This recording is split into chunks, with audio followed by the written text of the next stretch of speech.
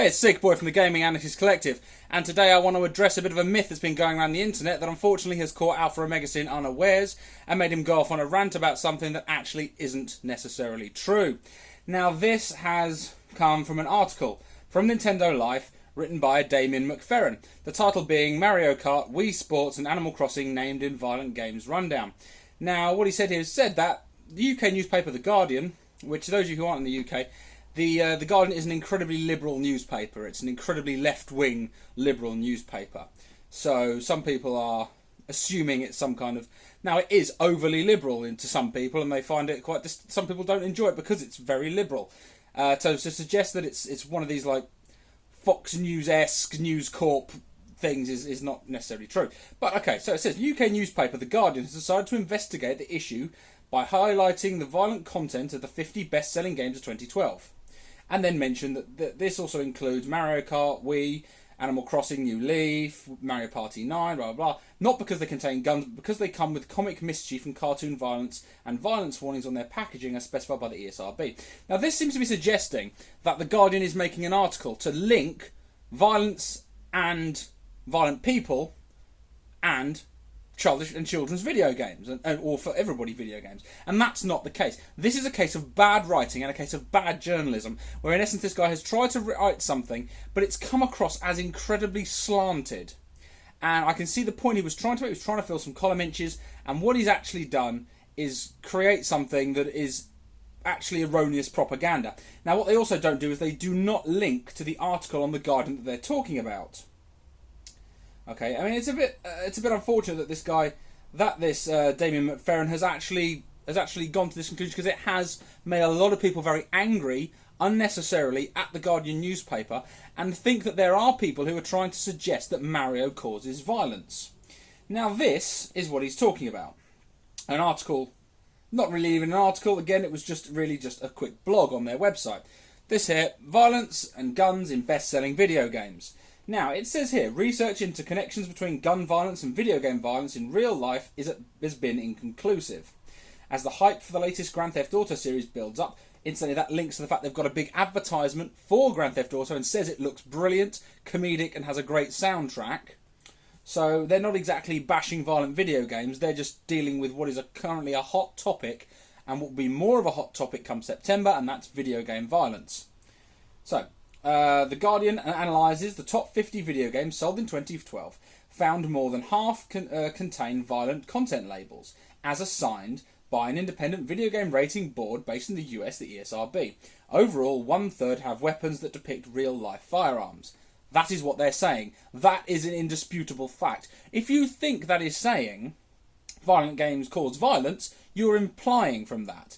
It is simply stating the fact that, based on this data here, the top 50 best-selling games are all around here in blue. I'll put the link in the description field so you can see this data for yourself. It then states every single ESRB violence warning, which includes cartoon violence, comic mischief, lyrics of songs, certain lyrics of songs, which include fitness games and sports games, include songs that may not be 100% wholesome, alcohol reference, simulated gambling, the use of tobacco. These things all necessitate ESRB warnings. Suggestive themes. These all require an ESRB rating. And you'll see that on low-rated games will have things like contains violence, contains suggestive themes, contains comic violence, contains mischief. You watch it on trailers for films, it will say things like Ice Age, it will say contains mild peril. This is a standard. I don't agree with it as a labelling process, but it is what it is. That is how it works. So, what it is stating that 68%, according to the ESRB, are violent games of the top 50 selling games. However, it mentions here that it's actually only just about a half if you include everything that's cartoon violence. Cartoon violence actually counts for nearly 20% of violence in all games. 20% of video game violence comes down to cartoon violence, which most people would agree is not really a problem. Most cartoons have a degree of violence in them. You're not going to say your children can't watch Ben 10 because it has cartoon violence. And nobody in this article is suggesting that because it has that violence that it should be banned or isn't in any way a bad thing. It's then stating that 38% of the top 50 selling games had guns in, had realistic guns. and that states that 36% was for mature games, 38% were for everybody, 14 for teens, and 12 for 10 and up. That's what it's saying. That is what this article is saying. It is simply stating the breakdown by sales of ESRB warnings. It is not saying that it makes people violent. It is not claiming that Pokemon and Mario Party are turning people into killers.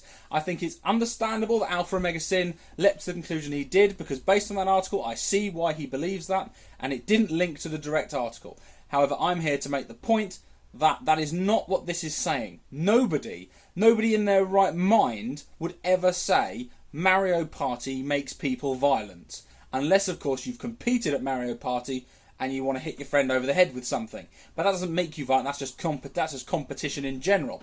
So, this is a storm in a teacup, and a lot of people are getting very upset and angry over what is essentially absolutely nothing. So I want to take the opportunity to clear that out there, both the links to the articles, and I'll set this as a response to Alpha Omega Sin's video,